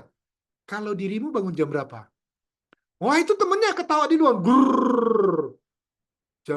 Ya begitulah Pak. Kadang-kadang mandi pakai 2 jari katanya. Nah, menurutmu kenapa bisa mandi 2 jari? Apa yang kau rasakan? Nah, percakapan itu percakapan dialogis sekaligus kritis. Kita baru bicara bangun pagi misalnya. Saya belum mengejar jawabannya. Lalu ketika dia jawabannya misalnya terkait dengan sebagai anak remaja gini-gini, saya akan tanya, kalau secara personal di dalam dirimu, dari jawabanmu yang tadi, mana yang menjadi kendala? Akhirnya dia menceritakan pergulatannya di situ. Jadi kita tidak mengizinkan jawaban remaja yang normatif, yang bagus begitu saja, tapi kita telisik lebih jauh. Bagi saya, kita perlu melatih diri kita kritis. Dan itu akan memudahkan kita. Seperti kata Socrates, gunakan pertanyaan sebagai jalan percakapan. Kira-kira gitu. Makasih, Bang. Oke, terima kasih tanggapannya Bang Rafael ya. Eh, Kak Vero tidak bisa ke mic tadi karena lagi ada kegiatan bersama dengan remaja. Kak Novita Romahataun. Kak Novita, mungkin lebih bagus kalau misalnya kakak bisa langsung eh, berbicara langsung kepada Bang Rafael. Boleh kakak, bisakah langsung bertanya? Bisa dibuka mic-nya dan audionya dan langsung berkomunikasi dengan Bang Rafael supaya komunikasinya lebih seru ya. Kak Novita, bisakah? Halo? Oke, sambil menunggu saya akan baca, Bang.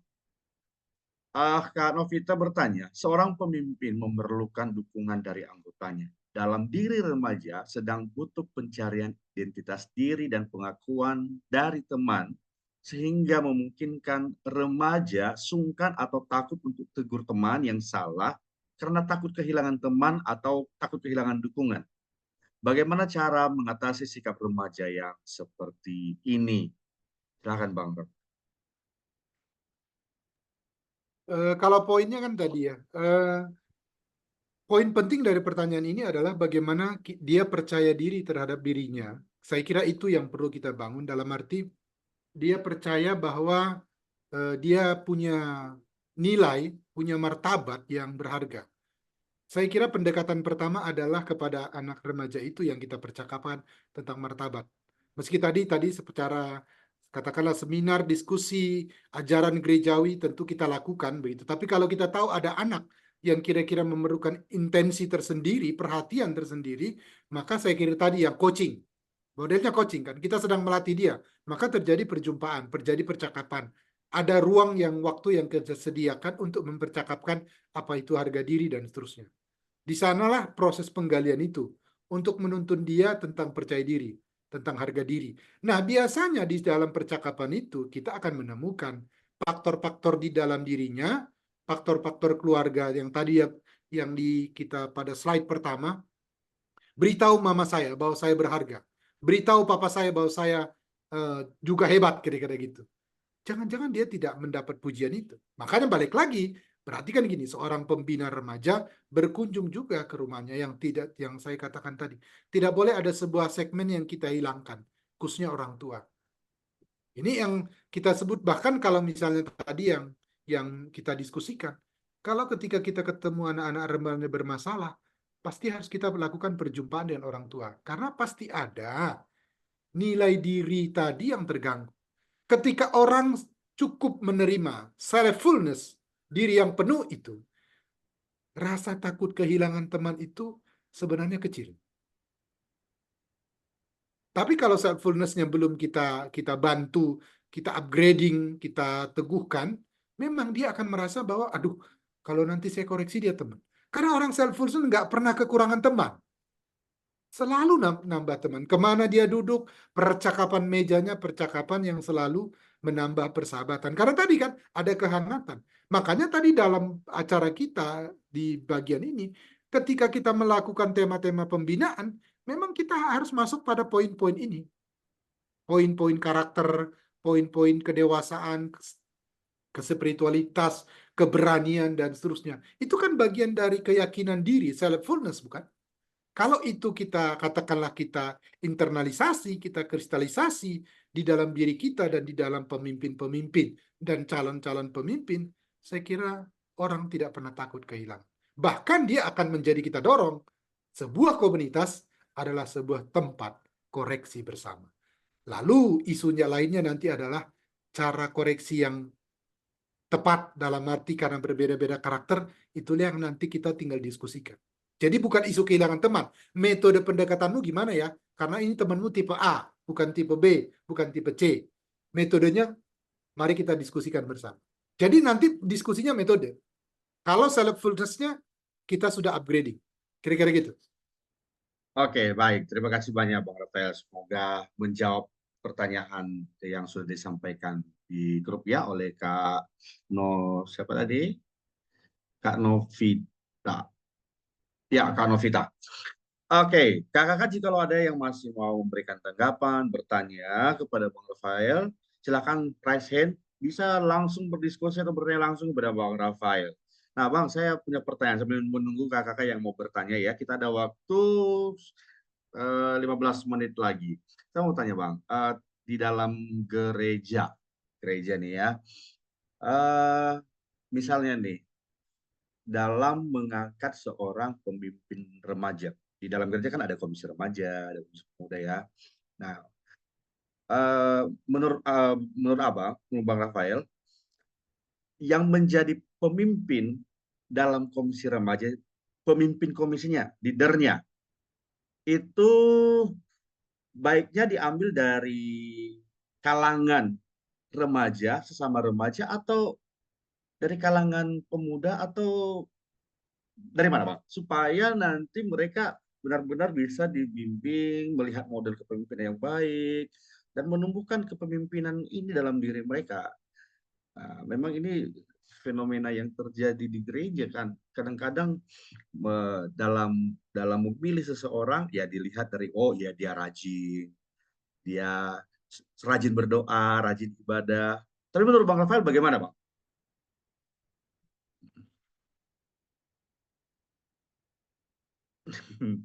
Ya, Bang Rafael lagi ini kayaknya ini ya, lowbat punya laptop. Nah, kan fenomenanya begitu ya, Bang ya. Yang penting kita melihat bahwa pemimpin anak remaja itu atau seseorang itu rajin. Terus dia bergiat membaca Alkitab, rajin berdoa, baiklah. Nah, dan orang-orang berkata, "Oh iya, dia aja lah yang jadi pemimpin." Nah, menurut kamu gimana? Saya melihat bahwa kata baik di dalam pemimpin itu problematik karena terlalu wajah Indonesia dalam artian kurang mempertimbangkan aspek berani misalnya. Itu menjadi problem dan memang kita akan selalu mengatakan yang penting orangnya baik gitu. Tapi kita lupa bahwa misalnya atau katakan kita tidak boleh mereduksi aspek lain yaitu tentang keberanian. Salah satu pemimpin yang transformatif memang yang kita tadi salah satu dimensinya adalah keberanian. Virtu etiknya itu berani, mentalitas yang cukup di situ ya. Meski nanti ada aspek wawasan dan seterusnya. Kalau baik itu kalau kita pakai itu sudah pasti. Begitu kira-kira. Tapi jangan dimulai dari sana. Jadi kita coba pastikan itu kalau pakai syaratnya istilahnya kalau kita misalnya bicara masuk katakanlah tentara gitu ya. Tentara itu 160. Nah, baik itu 160. Lalu apa yang lain? Keberanian, virtu etik. Terus misalnya progres berpikirnya, kelincahannya, pola pendekatannya. Makanya tadi, selalu sebelum kita pilih, adakah pertanyaannya, adakah kita lakukan pembinaan kepemimpinan? Biasanya kita suruh dulu pemimpin, bahkan kadang-kadang orang mendapat pelatihan kepemimpinan setelah jadi pemimpin. Jadi kapan menginternalisasi, Bang? Gitu kira-kira ya. Oh, Bang Nestor jadi majelis. Nah, habis itu Bang Nestor ikut pelatihan majelis kepemimpinan. Jadi Bang Nestor menginternalisasi sekaligus memutuskan. Lalu waktu rapat, Bang Nestor belum tahu cara rapat. Bang Nestor mencampurkan kesaksian dengan argumentasi. Betapa berabenya dimensi pelayanan. Kira-kira gitu, Bang. Jadi buat saya kalau baik itu standar masuk tentara kira-kira 160. Yang lain yang tadi dimensi karakter progresif. Nah, kira-kira gitu. Itu saya kira itu ya. Makanya tadi melatihnya apa ya? Perlu pembinaan dulu baru kita akan memilih siapa-siapanya. Kira-kira gitu, Bang. Berarti kalau dia memiliki kriteria yang seperti yang dijelaskan tadi, tidak mengapa kalau dia dari kalangan remaja ya, tidak mesti dari kalangan orang tua atau pemuda yang lebih range usianya di atasnya mereka. Iya, itu tidak soal. Karena kalau dia remaja dalam arti remaja murni kan kita perlu mendampingi, Bang. Karena bagaimanapun baru kita bicara ini menumbuhkan kan. Karena kalau level remaja kita baru bicara menumbuhkan. Bagaimanapun itu kira-kira. Lalu kalau kita pilih katakan orang sudah dewasa, kita cukup pastikan mereka sudah ikut pelatihan kepemimpinan belum? Ini kan repot Bang. Saya contoh sederhana lah Bang, saya bilang tadi. Rapat kita itu di dalam gereja, itu aneh Bang. Kesaksian tidak bisa dipisahkan dengan argumentasi. Pantesan pulang jam 1. Kira-kira Bang. Pengalaman nih ceritanya. Kira-kira begitulah Bang. Rata-rata seperti itu sih kalau saya lihat ya. Jam 12 siang mulai, baru selesai jam 1 malam gitu ya.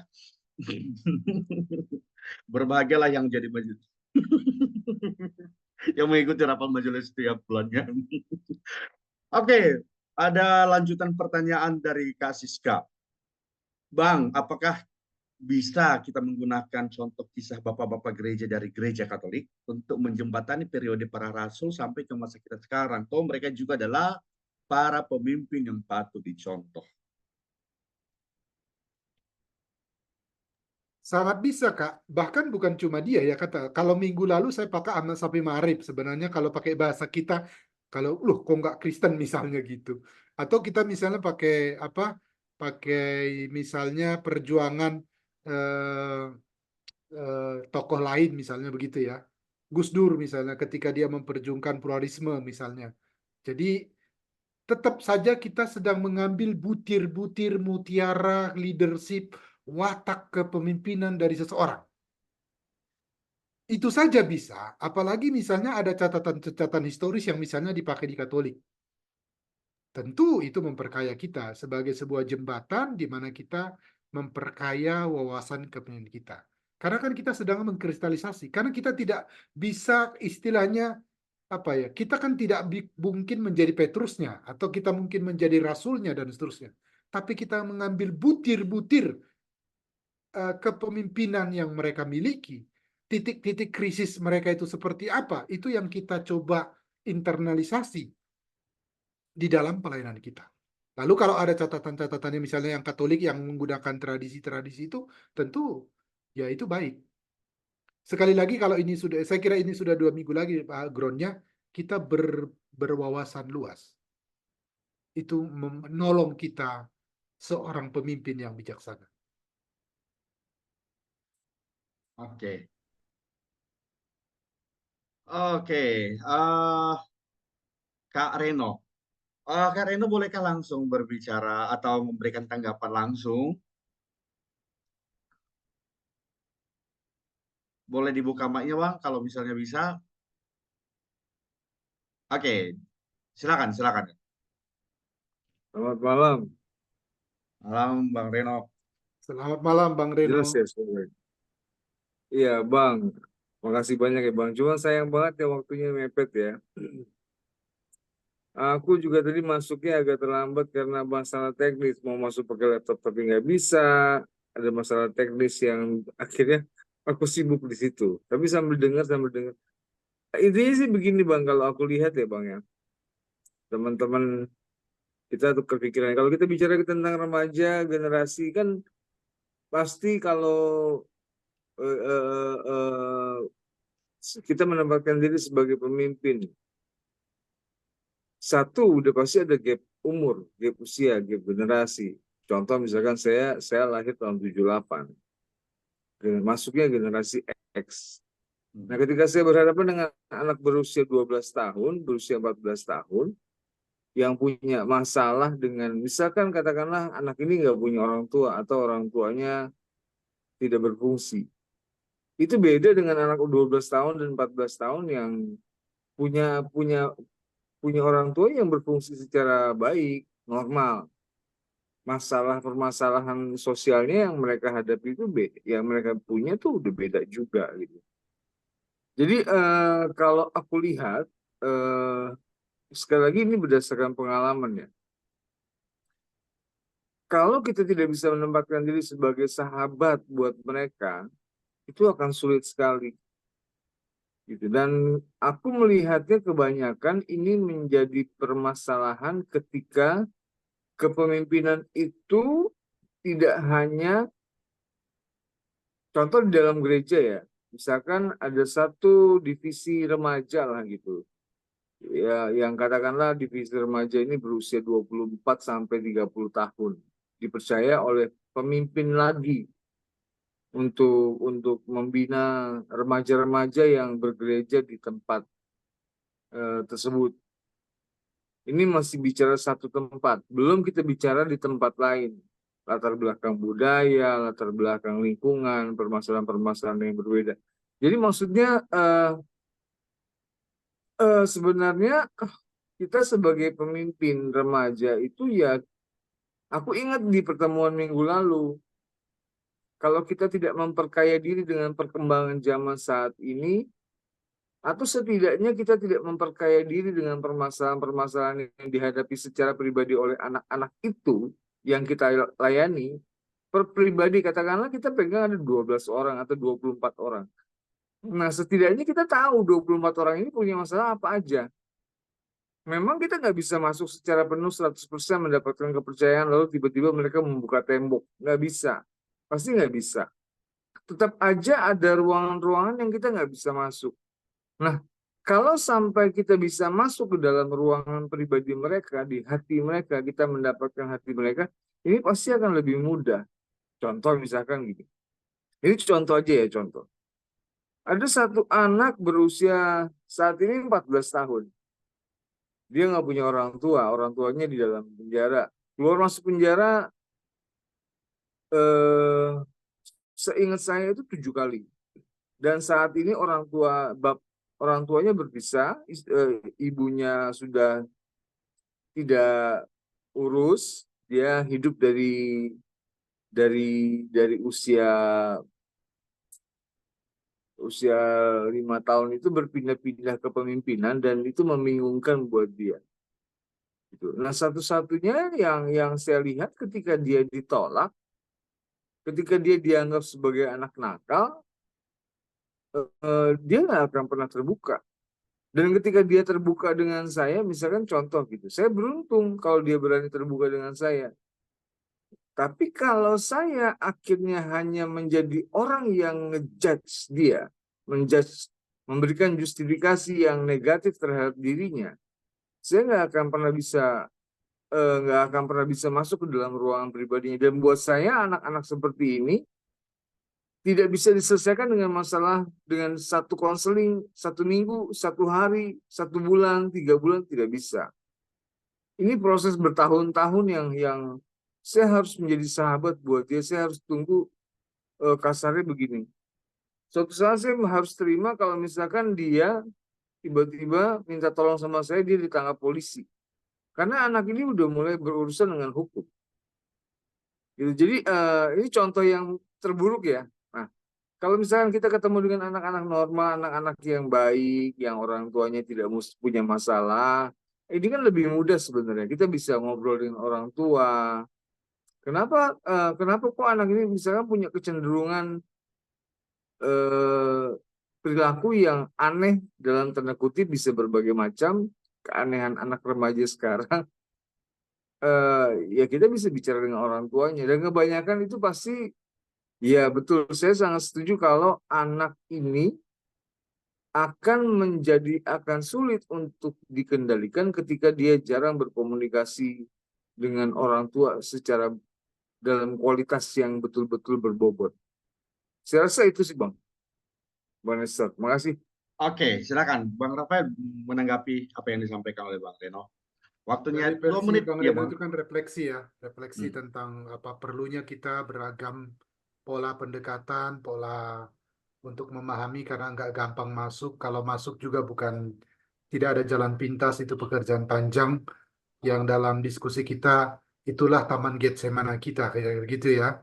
Ruang di mana kita Iya. terus gelisah dengan seluruh pergumulan mereka. Tapi bagi saya berefleksi balik dari apa yang dikatakan Bang Reno adalah balik lagi kita sebagai pemimpin, kita pun harus membedakan mana nakal, mana jahat. Itu pun harus clear. Supaya kita Iya. tahu anak nakal. Kadang-kadang kan nggak apa saja yang nakal jahat. Dan apa saja yang jahat nakal. Padahal kita Betul. pemimpin, sudahan. Itu kan harus clear di kita. Kalau pakai bahasa adillah dari pikiranmu, gitu kira-kira. Jadi jernihlah di pikiranmu mana nakal, mana jahat. Kalau Iya. itu bisa, otomatis nanti pola pendekatannya akan berbeda. Lalu kalau misalnya tadi isu anak yang kita angkat, itu jujur. Oleh sebab itu pemimpin yang menyadari proses dinamika anak remaja mereka itu punya ragam, itulah sebabnya pemimpin perlu bermitra dengan tadi, bawa meja. Meja itu kan banyak orang, banyak percakapan, banyak. Misalnya gini, saya tidak punya kapasitas untuk menangani anak-anak yang perlu perhatian khusus. Saya harus ajak Bang Reno. Karena ini bukan, ini pelayanan Allah, tapi kerajaanku kan nggak boleh gitu. Misalnya begitu. Jadi ada kemitraan, kayaknya ada orang yang punya mentalitas khusus yang memberikan itu misalnya. Daripada begini, saya menyerah berhenti. Padahal ada ruang lain yang misalnya, ini Bang Nestor cocok nih. Kalau mantan-mantan tukang pukul, ngerti nih pendekatannya dengan Bang Nestor yang mantan tukang pukul. Nah, tapi kalau saya nggak punya, saya harus mengakui dengan segala kerendahan hati untuk tadi, ada yang tidak sanggup saya atasi. Itulah yang makanya tadi kan, kalau kita bicara kepemimpinan, kenapa anak-anak, tanda petik ya, saya anggap bahkan gitu, anak-anak jahat tidak bisa dijangkau gereja. Betul. Kan pertanyaan menarik sebenarnya kan, gitu. Berarti karena belum ada orang jahat, misalnya begitu, yang bisa terjangkau. Supaya yang katakan tadi, tanda petik, yang jahat bisa merangkul yang jahat loh. Levelnya baru paling nakal. Itu pun nggak jernih di pikiran sang pemimpin tadi. Nakal dengan jahat ternyata bercampur dalam pikirannya. Dikira itu dimensi yang sama. Itu saya kira refleksi Bang Reno itu memang perlu kita perhatikan. Dan saya selalu memberikan refleksi tambahannya tadi. Dalam gerisah Getsemani, kita cari teman kita di Getsemani yang lain. Yang kira-kira punya aspek lain yang mungkin lebih tangguh untuk menutupi. Karena apa? Ragam anak, ragam pengalaman, tentu memerlukan ragam-ragam perhatian. Sekaligus ini menjawab 2 minggu lalu. Kenapa kita bisa stuck kan kira-kira? Karena mungkin tadi kita perlu mitra lain. Supaya kita tidak stuck ya. Misalnya gitu. Kira-kira gitu refleksi saya. Aku tambahin sedikit Bang, yang boleh Bang. Masih cukup Jangan. waktunya kan? Iya, itu makanya aku bilang ketika seorang pemimpin itu dia dibawa ke kepemimpinan lain, kalau ini tidak ada sebuah ketidaksepakatan, walaupun kita selalu sepakat untuk tidak sepakat, ini akan sulit gitu. Maksudnya memang betul yang Bang Rafael sampaikan. Saya melihat bahwa masalah yang terjadi di satu remaja itu hanya satu titik di wajah generasi Indonesia gitu. Dan banyak sekali masalah-masalahnya yang sebenarnya ini bukan pekerjaan kecil dan kita nggak bisa mengerjakan sendiri. Aku ini sangat terbatas, misalkan sangat terbatas gitu, nggak bisa. Ini butuh kita rame-rame mengerjakan ini. Bagaimana caranya kita bisa melakukan satu perubahan dengan gerakan satu dinamika yang sedang terjadi di bangsa ini ke depannya gitu. Saya pikir ini yang perlu kita pikirkan sama-sama ke depannya, kita kira-kira bisa buat apa ya. Itu sih. Makasih Bang. Keren. Baik. Terima kasih banyak untuk tanggapannya dan juga tanggapan dari Bang Rafael ya. Silakan Bang Rafael, waktu kita sudah melewati 5 menit. Mohon maaf ya Kak, kita ambil waktu 5 menit lagi sebelum kita bubar ya dan menyelesaikan acara kita malam hari ini. Silakan Bang Rafael memberikan closing statement karena ini hari kedua dan hari terakhir Bang ya. Silakan menyampaikan kepada kakak semua. Silakan. Kalau kita bicara kepemimpinan sebagai bagian akhir, saya akan memperdalami yang coaching tadi kan gitu. Bagaimanapun kita harus memilih, kalau kita pembinanya, kita perlu memilih beberapa orang yang perlu kita investasikan waktu untuk menjadikan mereka pemimpin.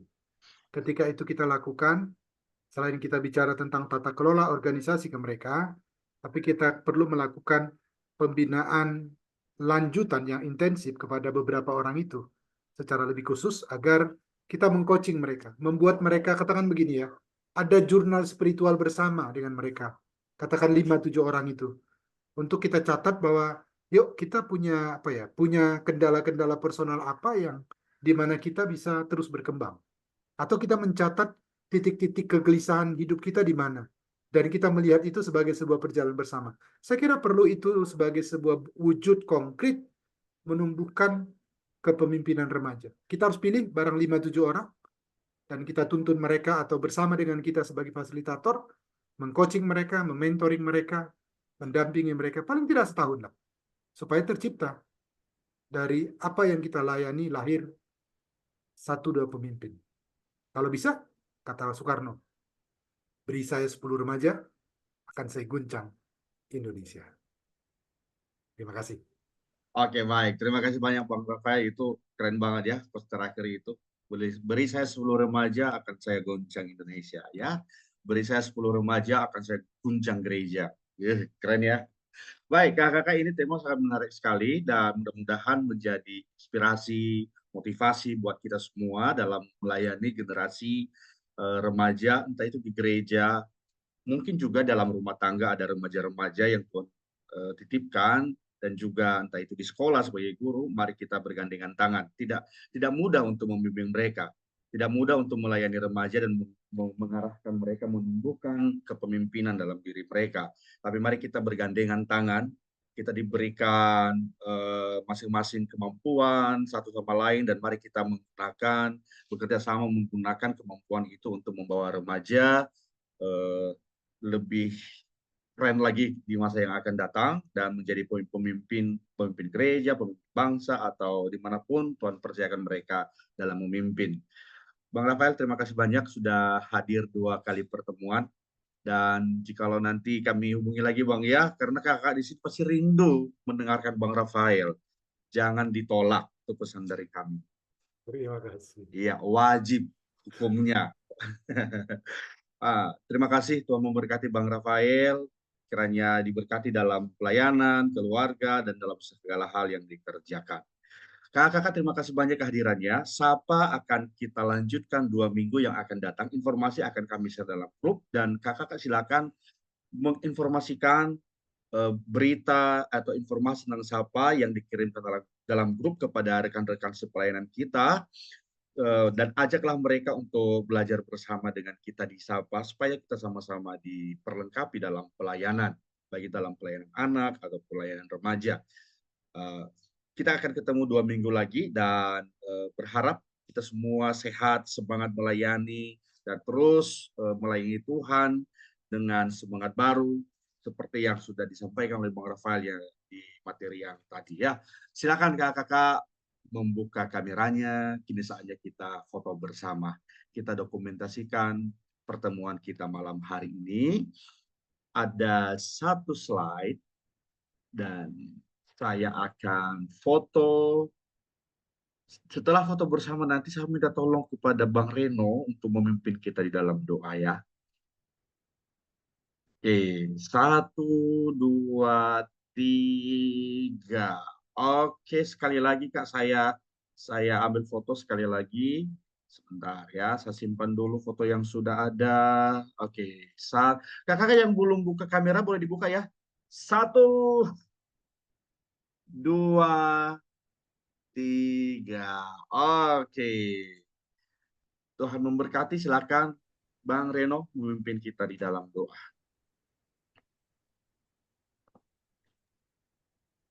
Kita berdoa.